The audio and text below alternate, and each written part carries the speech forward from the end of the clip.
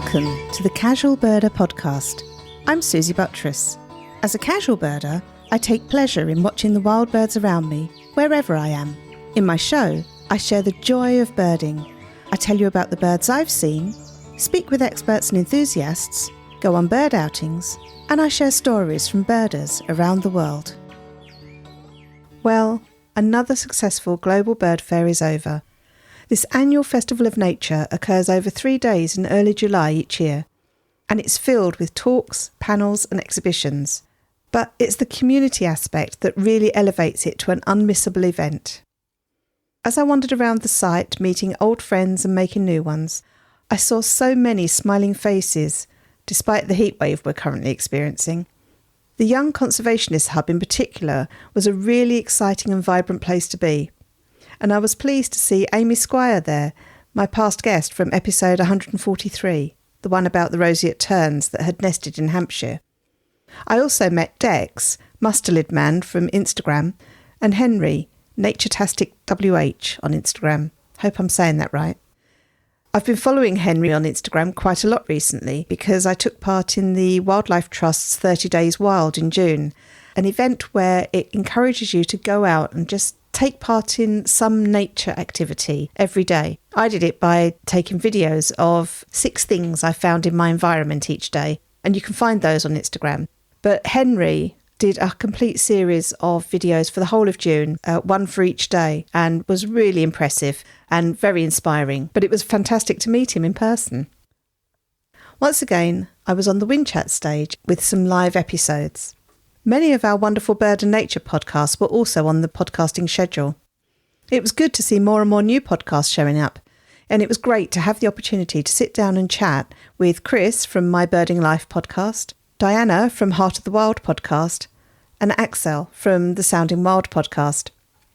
The Wind Chat podcasting stage, provided by Swarovski Optic, formed my personal base, and I could be found there in between visiting the exhibition marquees and listening to talks.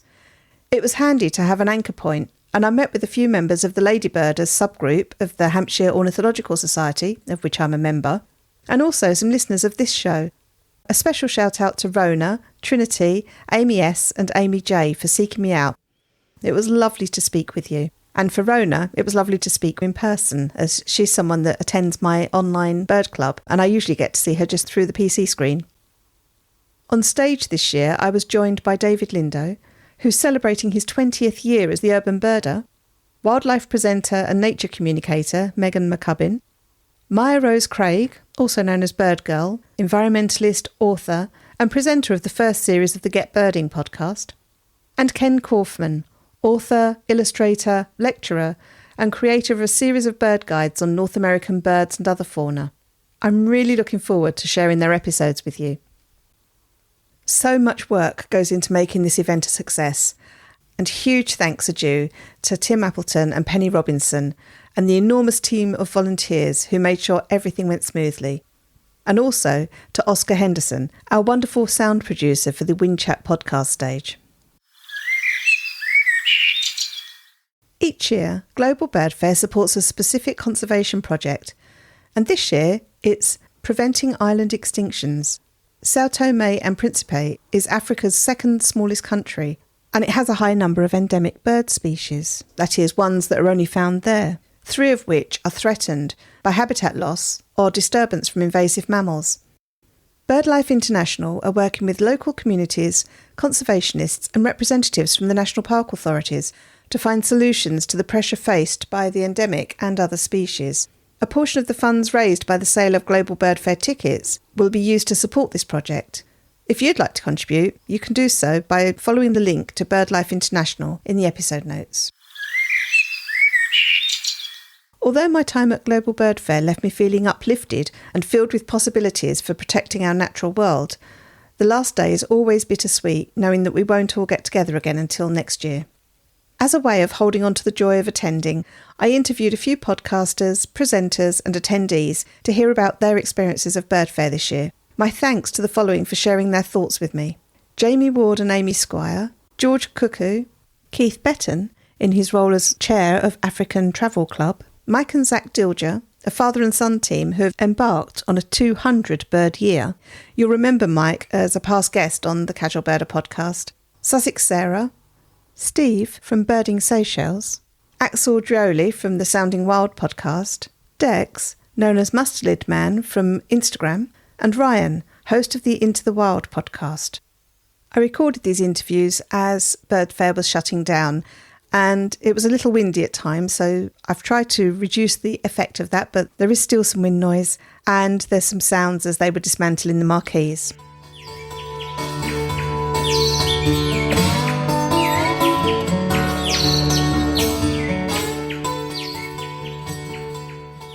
I'm here with Jamie Ward and Amy Squire. Amy Squire is past guest on the show. You might remember her from our wonderful bird sit at Normandy Lagoon. But Amy and Jamie have been here doing talks and all sorts of things. So I'm just going to let them introduce themselves and tell us what they've been up to. Hello, so my name's Amy. Jamie and I have just finished a bird ringing talk, and yeah, it's just been really great to get back to BirdFair. I was here for the first time last year, and so coming back is really great. It's a lovely atmosphere. Now, Jamie, you've got some big news in your birding life. Yeah, I just got my C permit in bird ring, so I'm now I'm the youngest bird ringer in the world at the moment. So I think that's quite an achievement. I don't like to brag too much about it. That's awesome. Do you get a certificate or anything like that? No, I haven't received anything like that yet. I got an email from the BCA congratulating me, but other than that, I haven't had anything else. You both gave a talk just now about bird ringing, and that was really fascinating. And you also talked about the methods you use to catch birds, which I hadn't known about. So do you want to just give me a quick overview of the types you talked about? Yeah, so I'll talk a little bit about mist netting and whoosh netting, and then maybe Jamie could talk about lamping, because I know that's a very geeky subject of his. But mist netting, basically, if you think about it, you've got 2 poles, and they can range anywhere from 3 metres to 18 metres, and it's basically this massive net strung together by these 2 poles, which has a series of pockets. It's made of like a very fine mesh, kind of like a very thin, soft fishing line type thing. I suppose that's the closest I could say it is to. And if you string it, say, between 2 hedgerows, the birds that are normally going about their daily business, going back and forth, they'll end up flying into the net, and they'll get kind of caught in these pockets, and then we can come and extract them and then put a ring on them. But basically, the idea is that we can use it for things such as CES, which is the Constant Effort Site Scheme or Constant Effort Survey, and it is where we, at the same time of year, every single year in the exact same place, we always have the nets without any tape laws on or anything, so that way we can just monitor the birds without kind of interfering in their daily lives, so it just kind of gets a rough idea of how they're faring naturally.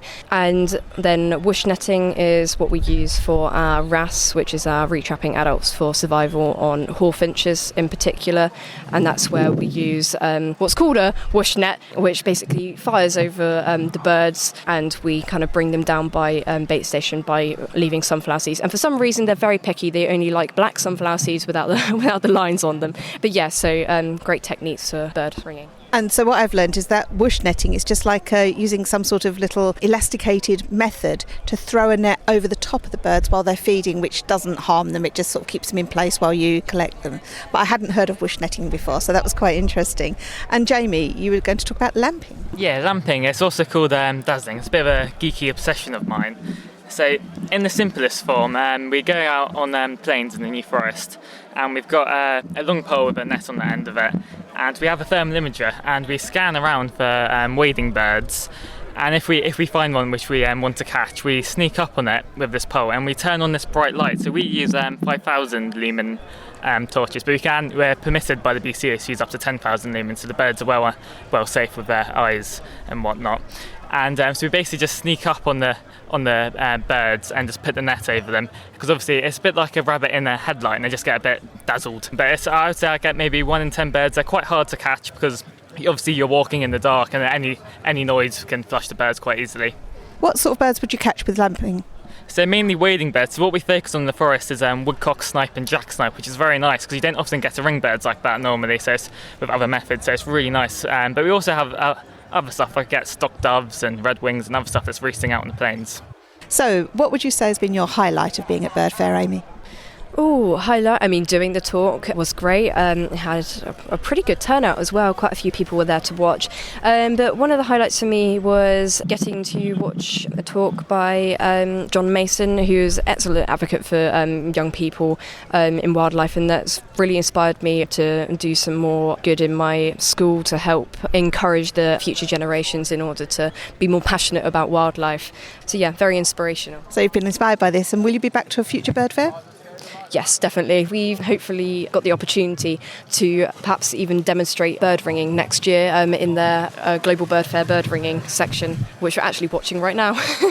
And Jamie, is this your first visit to bird fair? This is my second visit, but I've only been here for the day today. But probably my favourite thing would be just networking and meeting lots of new faces and lots of young people, which is always very reassuring to see. Well, thank you both so much for joining in this afternoon with my little vox pop. It was wonderful seeing you do your talk, and I look forward to seeing you again, well, maybe during the year, but definitely back at next year's bird fair. Thank you so much. So I'm here with George Cook, or otherwise known as George Cuckoo. George, how have you found bird fair this year? It's been great. I've had a wonderful time. Weather's been a bit hot. It's certainly been a warm one, but the atmosphere is brilliant. Everyone's so friendly, great talks. It's been a whole lot of fun. What have you been doing while you've been here?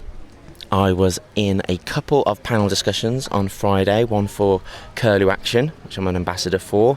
Did another session about nature content creation, sharing nature and wildlife online, and then I did a podcast recording yesterday, Into the Wild podcast. So, and then other than that, I've just been enjoying myself, soaking it all in. Well, that's what it's all about, isn't it? I mean, even now, we're just a couple of hours before it all closes, and I know there's places I haven't been here. I've been trying, but it's there's so much going on, and there's so many wonderful people to meet. Yeah, definitely, and there's so many talks, you just can't do it all. It's like so big. Like I came for the first time last year and I was expecting something much smaller, and there's like multiple stages, all these cameras, all the art. I haven't really had a good look around. There's so much to see, so yeah, I'll have to keep coming back, I think, to see it all. Absolutely.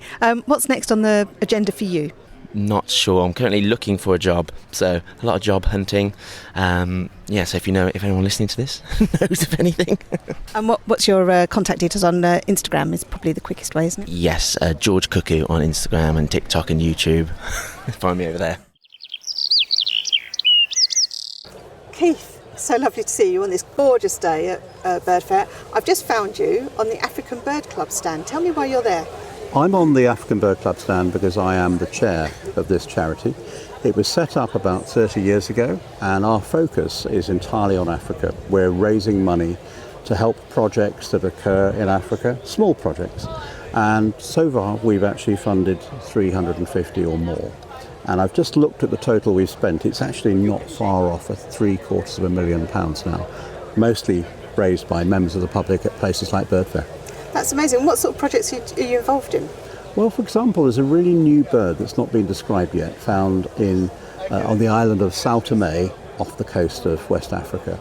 Nobody's found a nest. We don't know where they nest. We think it's in the forests. So we've just funded a researcher to do some work, a Portuguese guy who's going to go down there with the local people and try and find them. That'll be a really big discovery, and hopefully that'll lead to that bit of forest being protected. Wow, that's amazing. What other sorts of things do you get involved with the African Bird Club? Well, we don't do conservation ourselves. What we're involved in is actually helping other people to do the projects they're planning to do. We really like to prioritise work by people who are based in Africa. I mean, I'm not saying we won't have anybody from Europe do projects, but if you're trying to help people, you help them by getting the money to the people in the countries concerned. We spend something like £40,000 a year, or whatever we raise, frankly, from donations. And in addition to that, the African Bird Club is a real focus for people who love African birds and birding. We've got over 1,000 members. About half of those are actually in Africa, and a lot of them are coming to see us on the stand here. So it's lovely to see them all. And actually lots of people joining up. The first person I met on the first day, he said, I'd always wanted to join this organisation. And I said, great, you can do it now. He said, well, trouble is I have to pay every year and I'll forget. I said, become a life member, you won't have to worry. He said, I'll do that. So wow, well done. So instead of paying £25, which is what it costs, he paid £600. that made my day. Yeah, absolutely. Well, congratulations on that. What's been your highlight of being at BirdFair this year? Well, personal highlight for me really is always meeting up with friends, some from Hampshire, some from anywhere else in the UK, actually people who I've travelled with and people who've guided me around the world. I've been very lucky. I've been to 123 countries now, met guides all over the place, and lots of them are here. It's really wonderful that, they remember you because, it's an important part of what they do. And the thing for African Bird Club, wearing that hat, what's been great about that is actually the number of Africans coming to the stand and actually saying, I really want to play a bigger role in this and signing up. I mean, my long-term plan is that everybody in Africa should have free membership, particularly the guides on the ground. I mean, if you're somebody in Africa who's got lots of money, and of course some have, you can make donations, but I'd just like to make it free for everyone in Africa. And that's really how it should be, frankly. Oh, well, congratulations on your efforts here, and I'll put the links in the episode notes if people are interested in finding out more. And thanks so much for speaking with me today. Thank you, Suzy. So I'm here with Mike Dilger and his son Zac. Welcome to the show. Thank you so much. Delightful to be here again, Suzy, and lovely to see you. Last time we were hanging out was obviously BirdFair. Before that, it was the middle of the estuary, wasn't it, in the Highlands of Scotland, which was absolutely brilliant when you came on one of my trips. So awesome to catch up again, what can I say? And great to be back here. It's another Scorchio, isn't it? It is, and if I'm honest, it was a little bit too hot on Friday. Everyone was melting. There's a breeze today, so it makes it a little bit more bearable. How have you found it, Zac? Have you been here for all 3 days? Yeah, we've been here all 3 days. We've had a great time, even though it has been a bit manic. Dad did a couple of talks, getting our new binoculars sorted out. I'm getting the new companions from Sawsky, and excited for that. And also, he's basically managed to finagle some money out of me to buy a couple of books, haven't you? Yeah, I've managed to convince Dad to get a signed David Attenborough book, which I am thrilled about. It's the Life of Birds. Yes. Oh, gosh. Oh, well, yes, no, obviously he has to get you that. Yeah, definitely. I mean, Well, it's the BirdFair after all. You've watched the series as well, haven't you? Absolutely love this. I mean, it's quite an old series now, Suzy, The Life of Birds.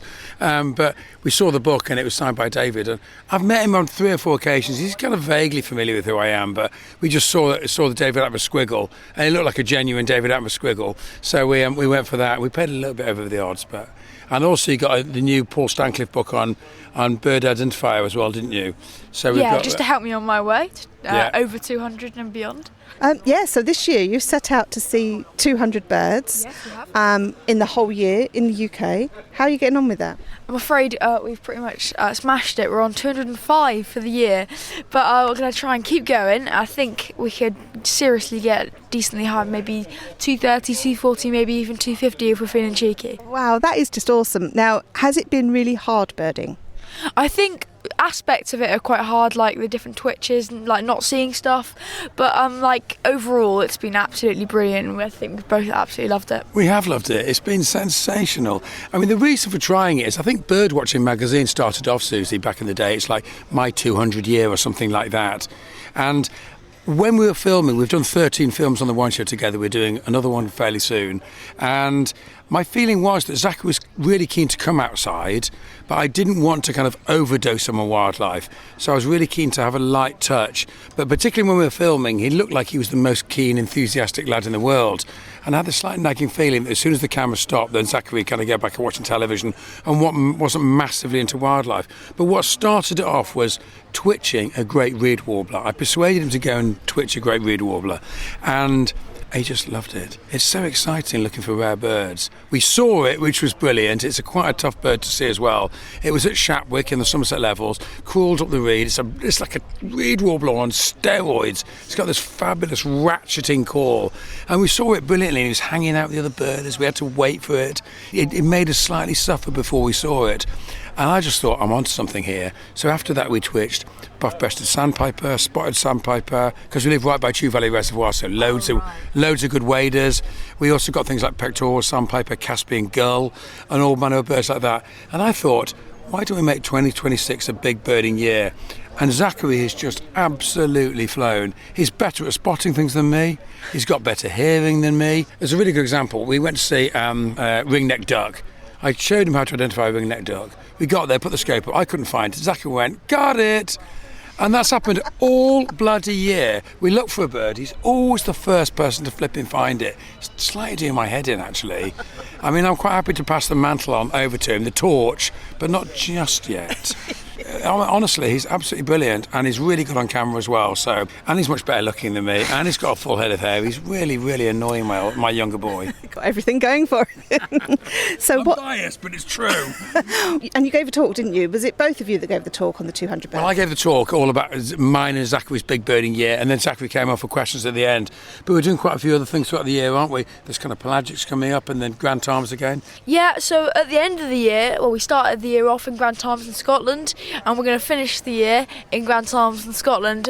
I missed the eagles at the start of the year, so we're going to really try hard and get back for those. Golden eagle, white-tailed eagle, and just like the two absolute lovely birds, megas really. We're also doing a pelagic off Cornwall, which is going to be great. I'm going to get quite a few lifers there if it's a good day. Like bonksy, Arctic skewers, like all those kind of things. I've never seen a skewer, which is my one shearwater, great shearwater, Wilson's petrel. Those three will be lifers for me as well. Oh, wow. I mean, I hardly ever get lifers, Susie, but Zachary may well have about 8 or 9 lifers, and I may well get 2 or 3 if I'm lucky, because I don't do pelagics very often. I'm a terrestrial birder by and large, so we're going for it, aren't we? Yeah, we're going to really, really go for it and like push hard. That sounds absolutely amazing. I'd love to speak to you again at the end of the year or early next year, just to find out how you did. We'll have a whole episode just on that, so we can talk about the birds you saw, how you found it, what happened when you went on twitches, what happened when you missed birds. How did you feel? So, yeah. I have to say, Susie, he's remarkably resilient. I went for blue-winged teal, a Drake blue-winged teal, 3 times to Zachary. Zachary went twice with his mother while I was away. He went 5 times for a blue-winged teal and missed it, but he wasn't downhearted at all about it.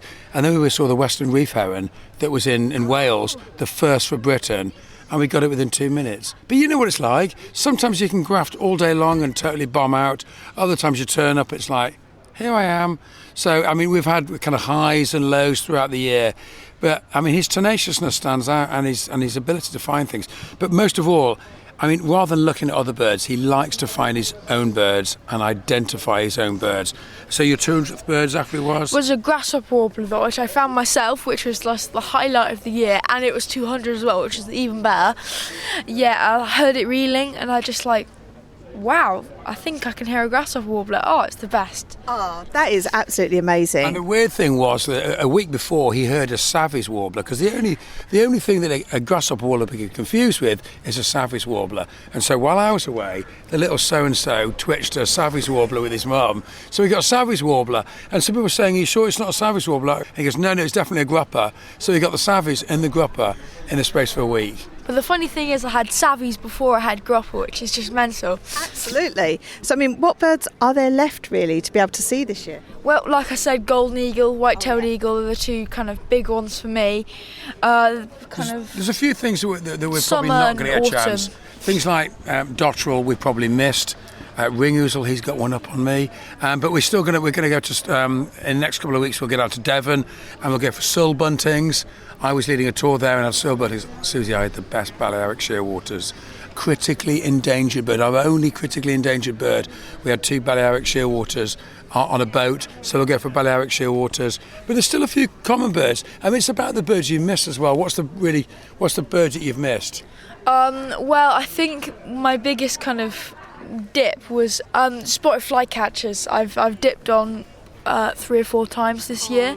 And I've seen 3 of them. Sorry, Zachary. I've seen one upmanship from fathers and sons. He is gripping me off. But here's the amazing thing, Susie. He's actually seen 2 birds in Britain that I've never seen in the British Isles. I've had Bonaparte's gull, which I had this year, and black-crowned night heron, which I've also had this year. So I was away with guests, and Zachary, because he's on a WhatsApp group for Somerset, he just went and he gripped me off. He goes, Daddy, guess what I'm looking at?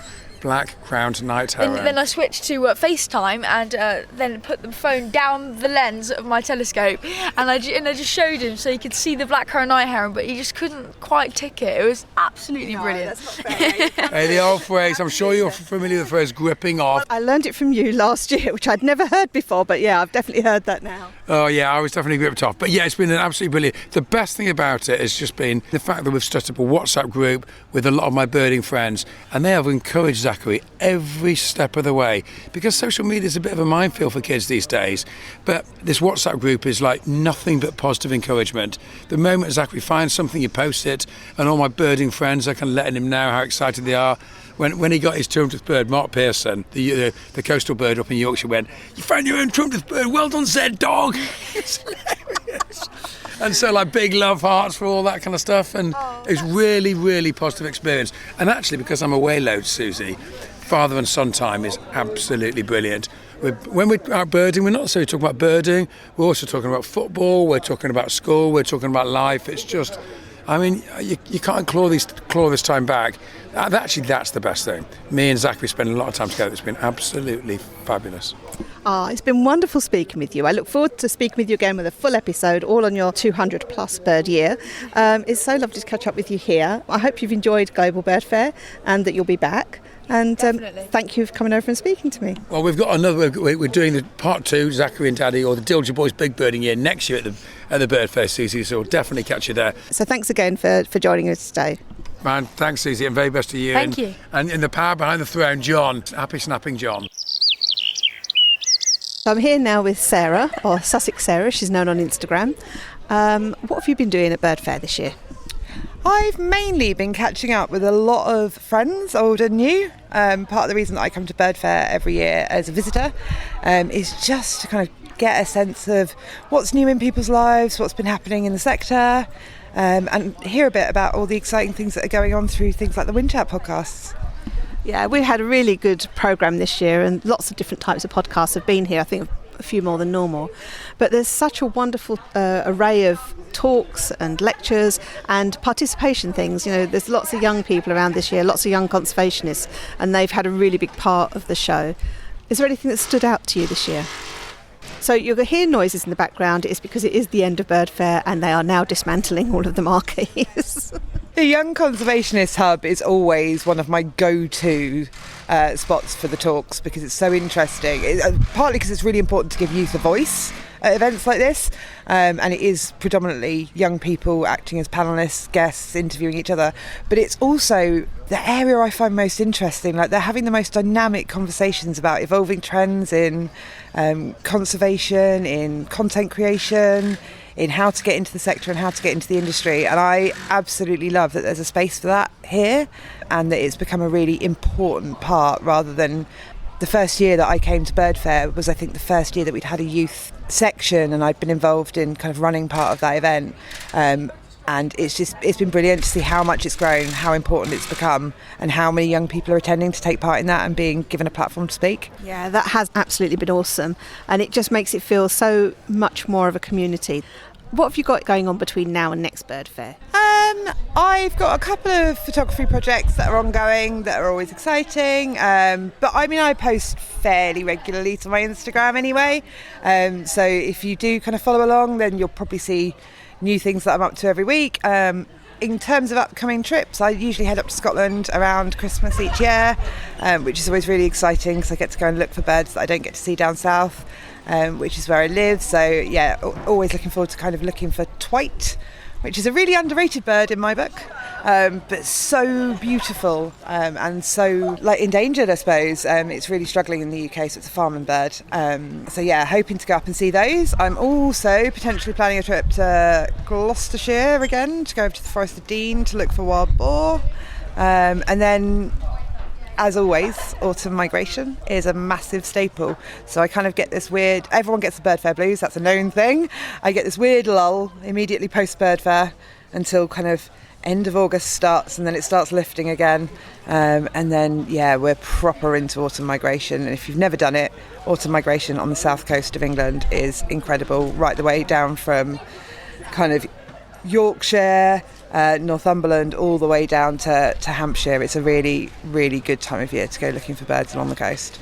Absolutely, people should check out your Instagram. I have said before, and I'll say it again, I love your Instagram posts because you post the most amazing photographs, but you also describe quite a lot about the either the animal or the birds that are in your posts. It's not just here's a yellowhammer. There is a story behind it. And I just think that's so rewarding to read. So I urge people to go and read about you on Instagram, follow you, like and subscribe, all that stuff. Thank you so much, Sarah, for taking part in my little Vox Pop section, and I look forward to seeing you next year. Thank you so much. It's always a pleasure, and I can't wait to catch up with you again too. Steve, can you just tell me where you're from, what you're doing here at Global BirdFair, and what's been your best moment? I'm all the way from the Seychelles, part of the Indian Ocean. I'm here for the bird fair specifically after many years of wanting to come here. The best moment, I can't really choose. Yeah, I mean, there's so many talks, there's so many stands from different countries. Have you been to any of the stands from other countries, or have you connected more with other African countries? I've connected with a lot of different tour companies, yeah, and most of them are offering Africa, but limiting Seychelles. So I'm trying to find a way through there. Tell me a quick bit about the Seychelles. Seychelles is a nice archipelago of 120 islands. Which is scattered, and we have an exclusive economic zone which is about 1.3 square million kilometers, and it's very vast. And our main islands are the Granitical Islands. We have 19 endemic birds. 12 of that is found on the mainlands of the Granitical Island, and 7 of that is found on the outer island, which is more coralline islands. But to be honest, Seychelles is such a wonderful destination. Yeah, it's just one of those bucket list islands that most people are really wanted to come. Yeah. And I mean, today we've got this beautiful blue sky, but I can just imagine sharing that with a blue sea and lush plant life and hearing bird life. I think that'd be really interesting. So I'm looking forward to speaking to you in more depth about the Seychelles and a future episode. But for now, it was really great to meet with you at BirdFair, and thank you for sharing your thoughts on it. It's been a pleasure, and I'm really happy to have a chat with you. Thank you. I'm here with Axel. Tell me all about yourself. What have you been doing here at BirdFair? Hello, Suzy. I'm Axel Drioli, or also Axel Wild from my music, and I'm the founder of the field-led creative studio Sounding Wild, and I've been having a stand in the Robin Marquis where I was sharing an update of my across continent expedition through following the bird migration between Europe and Africa, and showing to people how I engage with local communities by making music with the sounds of birds and presenting the new studio and what I've been up to. Fantastic. And we are going to have you on the show to speak about that in more detail. I've already recorded something with you, but I think things have changed a little bit, so we're going to get an update on that. You've also had a couple of episodes of your podcast being recorded on the stage, haven't you? Yes, absolutely. I'm interested in hearing different stories from someone that is taking care of the biggest roost of raptors in the world in Angola, and because I was just there recently, some migratory story. And then I talked to Dexter and Henry, a couple of teenagers obsessed about nature. I love people that are in awe and are wondering about nature, and they are just people that we should listen to because they keep us inspiring us. And also talking about wildlife crime and how to, support these people that are doing this amazing work. So yeah, it's been quite of a different range of topics, but all about the interest that we have for nature, what inspires us, because to protect something we need to really love it first, and that's a sentence that my friend Sam Lee says all the time, and I truly believe in it. That's a beautiful sentiment as well. And of course, you did do a fantastic impression of a golden oriole in one of your podcasts yesterday. I was blown away by that. No, I won't ask you to do it again now. But I'll let the people hear it on your podcast. But that was really good. What's been one takeaway you've had from BirdFair this year? This is my 4th year, and I don't sell materials. I cannot quantify in numbers how good or bad the bird fair has been. For me, it's about the feelings and the community and the emotions that I live with every year, and I always have a little bit of a blues when I leave bird fair, because it's a weekend that includes so many different people, but all obsessed in a really positive way, passionate about birds and nature. So really feeling this community. So that the feeling of community, I really needed it now. I had a really tough time in my life recently, and having this community feeling of really respectful people, having different safe places, that's what I live with. The feeling of I know I'm gonna maybe see as many of these people next year, but I know that it's here, and I can reach out, and people are available to talk about anything really. Oh, that's really beautiful. Oh, well, I look forward to seeing you again. It's always a pleasure to see you, and I look forward to speaking with you on my show. Likewise. That was my Oriole. Thank you. So I'm here with Dex, Mustard Man on Instagram. I've seen you around quite a lot at BirdFair this weekend. What have you been up to? Quite a lot this year. Usually I sort of come and just wander around for a bit and have a drink with friends and all that. But this year I've been really busy. I did a panel discussion on the Friday with Curlew Action on curlew conservation and social media. And then yesterday on Saturday I did a podcast session with Axel's Wild Sounds on Instagram. And then today I've been doing my own talk about my work as a teenager in the nature sector. So I've been very busy this bird fair. Wow, that's absolutely awesome. And what's been the experience for you? How have you found it? People have been amazing, like every year. Everybody's always so nice, everybody's always so happy, cheerful, and it's just great to get together and see everybody, because this is sort of the one big event each year that all of us get to come together and chat like what we've been doing and everything like that. And it's just been really, really fun for everybody, I feel. Has there been anything in particular that you've really enjoyed being part of? I do lots of interviews with people, and this week I've been trying to do as many as possible, and I actually got to interview the urban birder, David Lindo, and that was amazing to do that. And I've gotten to speak to the early birder as well quite a lot, and that was absolutely fantastic. I also got to speak to My Birding Life, Chris Ducker, I believe. Amazing guy, awesome. I've watched his stuff for ages. I was so excited to see him. But yeah, it's just been like overall like speaking to loads of people, doing videos with them, getting their thoughts on lots of bits and bobs. It's just been amazing.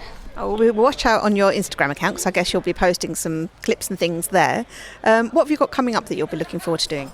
So I've got quite a few projects coming up, especially with toads. So I'm in the Warminster Toad Patrol, and I do a lot with them. There's word of a planning application going through for a site that's called Damask Meadows, which is supposed to be building 49 houses next to our little local nature reserve, which is not only going to affect the wildlife in the reserve, but it's also going to deeply affect the toad population, which is already dwindling. And we are afraid that if it does go ahead, we could see the extinction of our local toad population. That's really quite concerning. So you're actively involved in the campaign for preserving those toads? Yes, yeah, indeed I am. So we have done a few campaigns, and being there, sort of, we're in the paper and everything, just to get as many people to say no. We've got a petition online, and we've got, I think, over 1,000 people have signed it, which is really, really great. It just shows that people don't want it. I wish you all the luck with that. Do you think you'll be back to BirdFair next year? Of course I will. Hopefully I'll be doing even more things, be even more busy next year. Oh, well, it's lovely to meet you. I've been following you on Instagram for a while, and just really thrilled to be able to speak with you. So thanks very much for joining me this afternoon. Awesome. It's been so nice to speak to you. Thank you. Ryan. Yes. Oh, the end of another wonderful bird fair. How has it been for you? Do you know what? This weekend just brings me so much joy.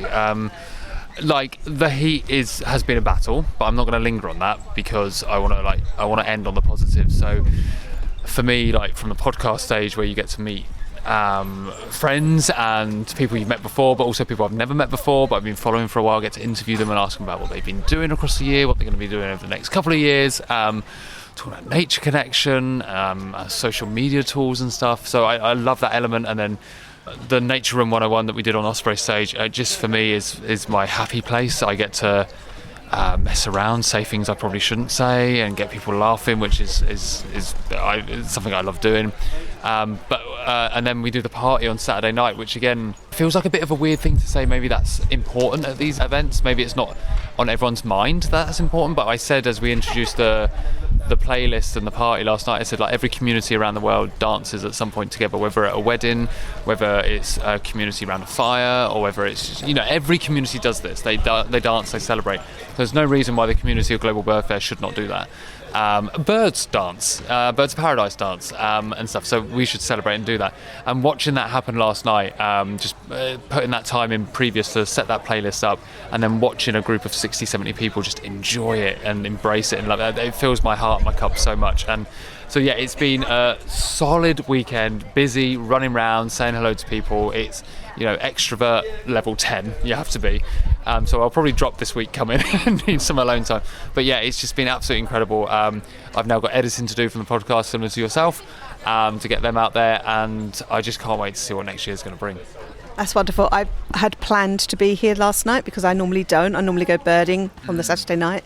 And this year I had arranged with my husband that I was going to stay here and I was going to take part in all of the festivities, and then I was ill and had to go home. So next year I will be there. Friday night, really to keep chill, and then Saturday night, because what's lovely about it is that you don't have to come and dance, you don't have to drink, you don't have to do that stuff, because we keep table and chairs out here, and it creates that kind of like wedding environment, I guess, where you want to sit and just watch joy happen, and you're still part of it. You don't have to be one thing. You can just be comfortable, and it's a really lovely moment. And that's, if I'm honest, it's where the beautiful chats happen, because people are relaxed, the hair's let down, and it's not the professional kind of voice that's happening. And that's what I love. I think that's so important when you're looking at communities and when you're looking at kind of networking. It's how you talk to each other properly, rather than how someone else has told you to talk to someone. Yeah. Thanks so much, Ryan. We've barely seen each other. We've barely seen it, but that shows how busy this weekend is, right? It's not a huge site, but you're just running around the whole time. So yeah. Yeah, but it's been lovely to sit down and talk with you now. So thank you so much for giving up the time for now. Joy. Thank you so much. If you'd like to find out more about any of the people that I spoke to, check out the episode notes for links. I do hope you'll consider coming to BirdFair next year. We'd love to see you there.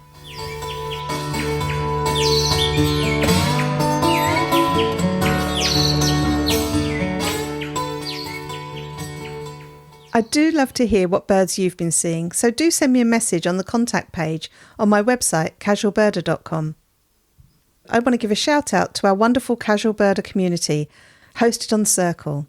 We've got really friendly and knowledgeable members, and it's our space to share trip reports, photos, ask questions of the community and just hang out. And members of the Casual Birder community also have exclusive access to the Casual Birder Bird Club. Details are in the episode notes. My thanks to Randy Braun for designing the artwork for the show, and to the Drones for the theme music, Short Sleeve Shirt. Check out their website at dronesmusic.net. Thank you all for listening, and I hope you'll join me again for another episode of the Casual Birder podcast.